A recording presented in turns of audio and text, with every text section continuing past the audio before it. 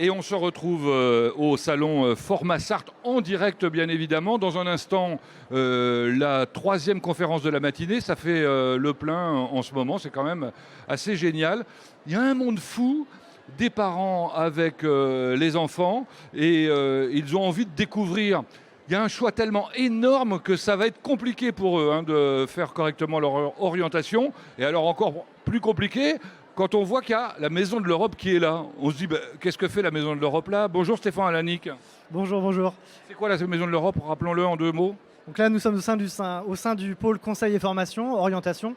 Et la Maison de l'Europe joue ce rôle que d'informer et d'ouvrir les Sarthois à la citoyenneté européenne, dans le cadre du cursus scolaire ou pas d'ailleurs. D'accord. Alors, la question, c'est qu'est-ce qu'elle peut faire ici? Inciter des jeunes à aller apprendre à l'étranger, c'est ça? Exactement, Erasmus+, c'est un programme qui permet le financement de toute la mobilité des jeunes aujourd'hui. Avec les établissements qui sont aussi présents, on travaille sur ce projet Erasmus+, également, pour mettre à disposition des bourses. Et puis pour toutes celles et ceux qui souhaitent s'intéresser aux langues ou aux échanges, on leur dit de faire attention.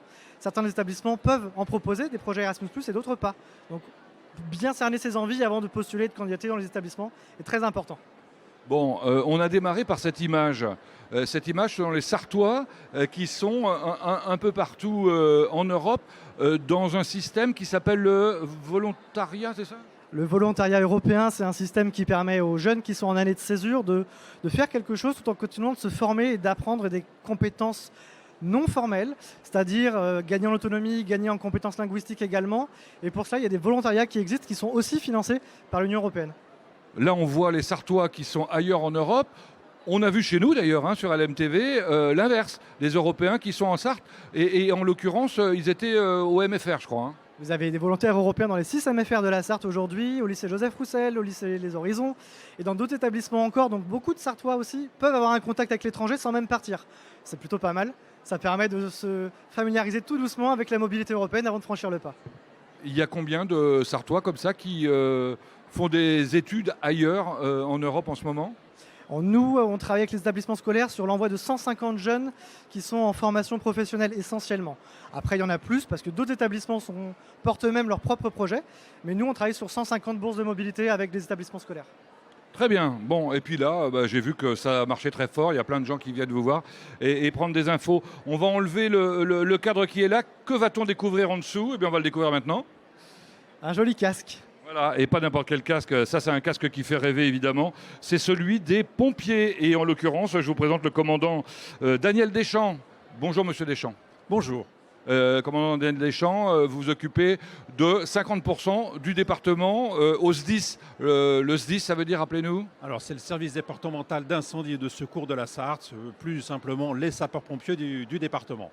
Alors, s'il y a un métier qui fait rêver en général, pas de problème d'orientation, j'allais dire, c'est bien le métier de pompier, non? Alors, effectivement, c'est un métier très attractif qui présente effectivement beaucoup d'intérêt et de curiosité de nos visiteurs. Et notre présence aujourd'hui ici, c'est pour présenter les métiers, je pourrais dire, et les vocations qui permettent d'y parvenir. Pour commencer, j'imagine que l'idéal, c'est de démarrer sapeur-pompier volontaire et on peut attaquer très très tôt. Alors effectivement, les pompiers volontaires peuvent être engagés dès l'âge de 17 ans en Sarthe, commencer leur formation. Mais il y a également d'autres engagements, les jeunes sapeurs-pompiers à partir de 14 ans dans l'une des 21 sections du département qui permettent cette première initiation et immersion dans le monde des sapeurs-pompiers. Sinon, devenir sapeur-pompier professionnel, attention, ça demande un certain nombre de qualités et de compétences. Alors, c'est quoi le cursus ? Alors, il y a plusieurs voies. Pour le recrutement des sapeurs-pompiers, ça s'effectue par voie de concours.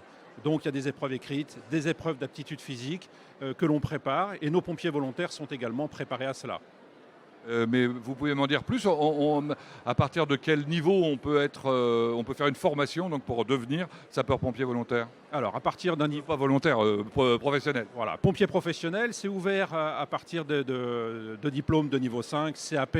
La majorité de nos candidats sont désormais bacheliers. Et puis pour des carrières d'officiers, ça commence à partir de Bac+3 avec des filières, des concours spécifiques. Bon, il faut tous être carrés comme vous, il faut être sportif, voilà. Alors non, il s'agit effectivement d'un métier qui nécessite beaucoup de complémentarité. Nous avons énormément de femmes, d'hommes, de grands, de moins grands, des personnes qui apprécient la hauteur, l'altitude, la profondeur, l'eau, l'ensemble des milieux et des compétences sont recherchées.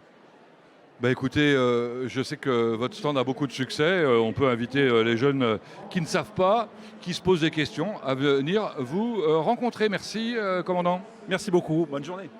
Dans un instant, on est content de retrouver Mathéo qui va nous présenter la conférence qui suit. On parle d'alternance. À tout à l'heure.